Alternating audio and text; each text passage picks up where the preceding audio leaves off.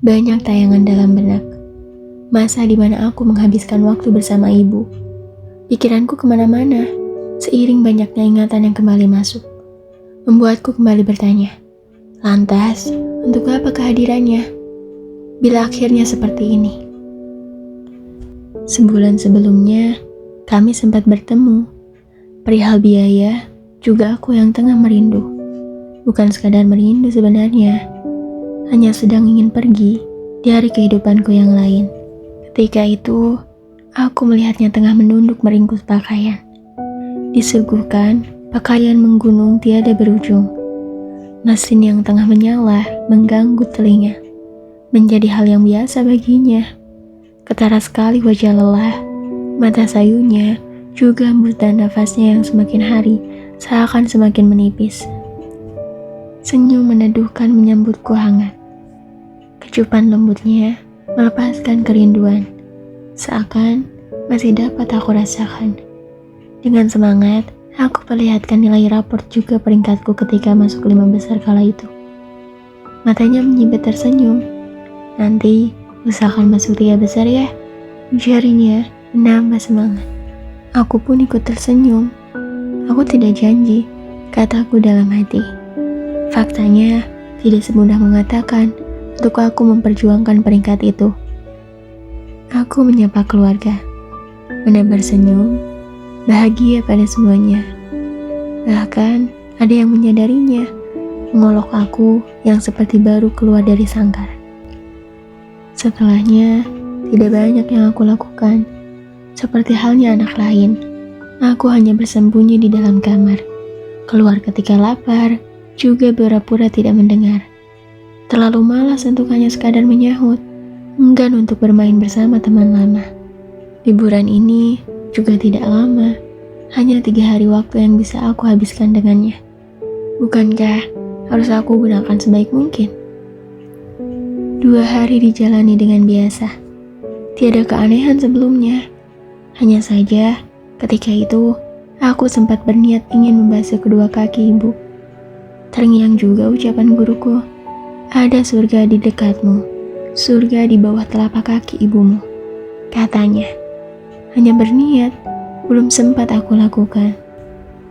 Banyak perdebatan dengan diri, pikiran tak terkendali, juga rasa gengsi yang mendominasi. Hingga tak kunjung aku lakukan, hanya sekadar keinginan, bukan perbuatan. Terlintas juga pernyataan, aku akan malu ketika bertatap muka dengannya. Akan diledek kakakku nanti. Dicap lebay, juga terlalu berlebihan. Terlalu banyak ketakutan yang ingin aku hindari. Hingga penyesalan tak berujung aku dapati. Sampai 3 hari aku lalui tanpa disadari. Hingga puncaknya perpisahan tiba, aku kembali pada kehidupanku yang sebenarnya. Ketika aku pamit, salam yang menurutku hanya formalitas saja. Biasanya, tak ada kecupan, tidak ada pelukan perpisahan. Hanya ada untayan kata serta wejangan yang tiada habisnya. Kini, ada yang berbeda. Ibu menangis sesegukan, seolah ada yang salah dalam dirinya. Ibu enggan melepaskan genggamannya, seperti tidak mengizinkan aku pergi. Dalam hati, aku membatin, apa yang salah dengan ini? Bukan kali pertama. Namun, mengapa menjadi hal yang tak biasa? Ibu terus mengucap maaf, sembari berderai air mata.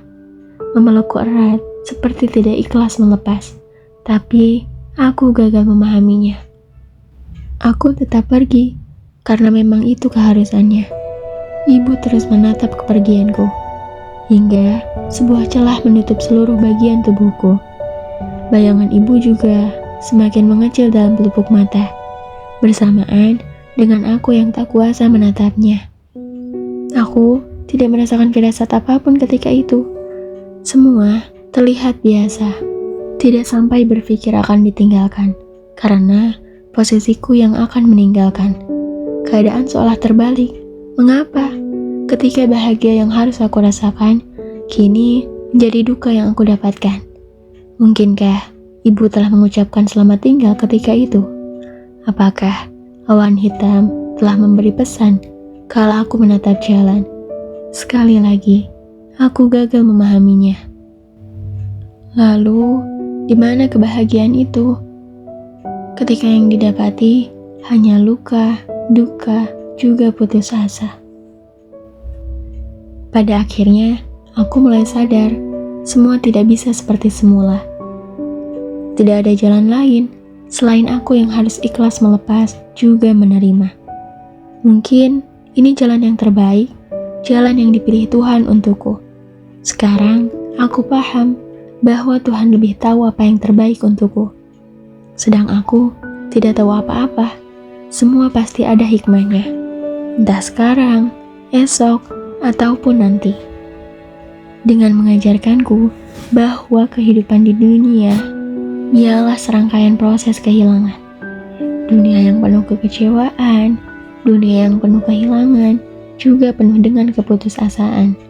Seperti sifatnya, rapuh, tak nyata, juga sementara.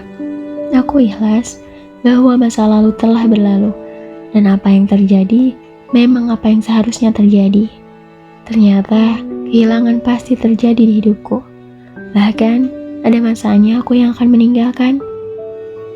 Dengan alasan dibalik itu, aku bisa lebih sabar, menjalani rutinitas yang membosankan ini.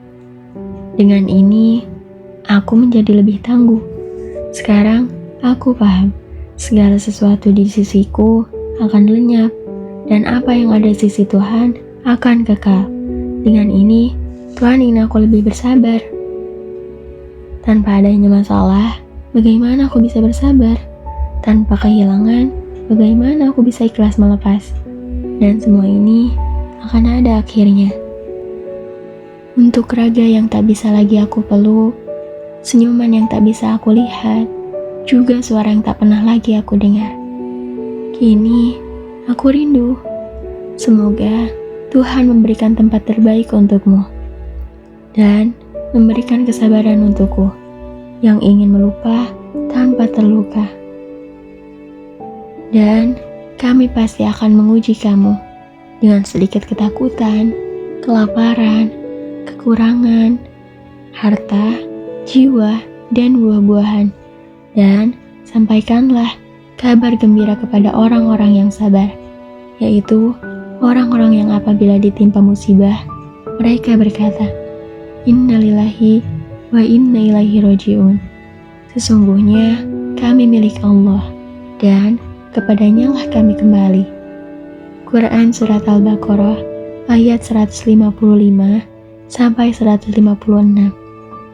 Terima kasih ya sudah mendengar kelanjutannya.